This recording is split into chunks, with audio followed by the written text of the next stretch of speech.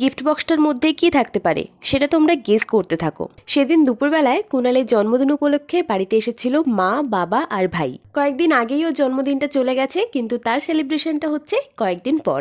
যতই কেক কাটা হোক না কেন, জন্মদিনের দিন পায়েস না খাওয়ালে সেটা ঠিক জন্মদিন বলে মনে হয় না। আমরা এখনো পর্যন্ত পায়েস মিষ্টি খাওয়ানো, ধান দুর্ব দিয়ে আশীর্বাদ এটাকেই মেনে চলি।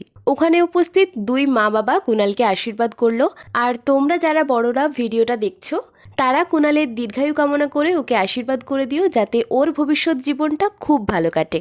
মাঝখানে খাওয়া দাওয়ার ভিডিও করতে আমার একেবারেই মনে ছিল না। তারপরেই হচ্ছিল কেক কাটা। কেকটা মা বাবাই এনেছে, সাথে যে গিফটের কথা বলেছিলাম ওটাও এনেছে।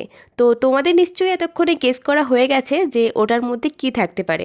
চলো তোমাদের সঙ্গে ঝটপট করে সেটা শেয়ার করে ফেলি। খুব সুন্দর একটা রাধাকৃষ্ণের ফটো ফ্রেম, যেটা দেখে আমার ভীষণ পছন্দ হয়েছে। আচ্ছা, তোমাদের কেমন লাগলো জানিও কিন্তু।